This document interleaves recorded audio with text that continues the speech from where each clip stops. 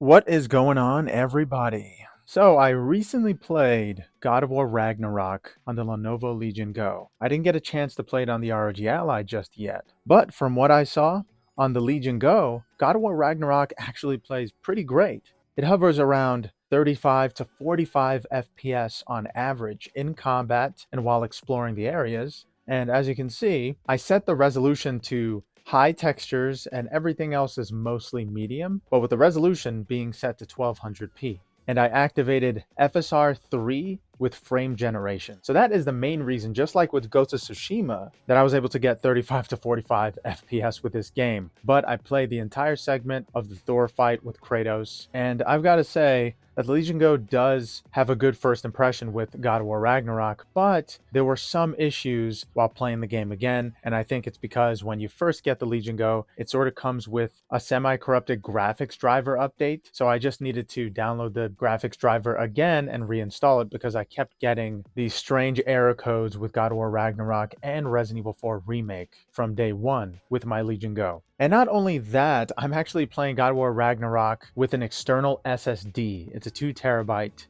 and it doesn't require that much power. It's made by Crucial. It's called the Crucial X4. I made a video about it a couple years back, and it's really just a low-powered external SSD for something like the Legion Go or the ROG Ally or even the Steam Deck. I used it the first time for my Steam Deck that I used to have, and then I went on to use it for my ROG Ally, and now the Legion Go is using it, and for some reason there is a bit of an issue, and I'm going to talk about this in a later video, but I've had a lot of issues specifically with God of War Ragnarok. Its power consumption, because it is very power heavy on the Legion Go, so playing it with an external SSD is not recommended, that's for sure.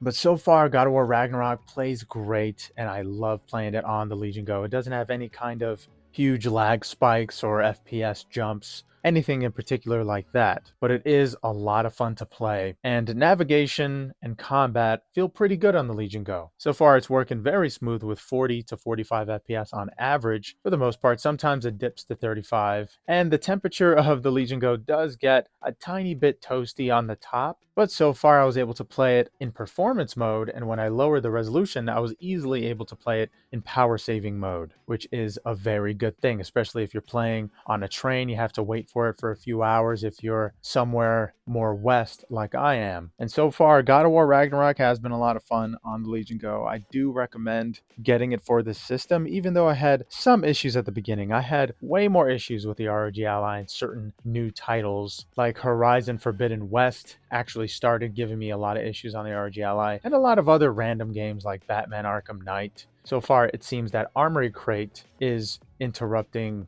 a lot of the performance of the ROG Ally, and it performs masterfully for the most part. But with the Legion Go, it seems like Legion Space doesn't bug any of these games. I'm actually very surprised I was able to pull up Legion Space while playing God of War Ragnarok, because that game is very graphics intensive and just hardware intensive altogether. So, did you guys play God of War Ragnarok on the Legion Go? And how are you liking it? I love the huge screen and the fact that it makes those epic moments in God of War Ragnarok even more insane. I absolutely love playing this game on the Legion Go, and I wouldn't have it any other way. Now, I'm going to get an SD card potentially soon just for this game, but this game does run you about 190 gigabytes. It's exactly 188.6, I believe, but it took me over Wi-Fi 12 hours to download. Then the first download just didn't work, so I had to use the Ethernet, and that took just an hour. I think my internet is fucked up. But yeah, God of War Ragnarok, almost 200 gigabytes. That's insane. So needless to say, it is kind of tough to find the perfect SD card for it. If you're not going to shed about $140 for a 1 terabyte, you're probably going to want to get one of those $30 512 gigabyte SD cards to save money and to store whatever games you particularly like playing on the go without any kind of tether. And the SSD is a tether for me, so I'm going to see how this game runs on an SD card. But so far with an external SSD, it runs very well. But yeah, thank you guys for watching. I hope you enjoy the video. Later.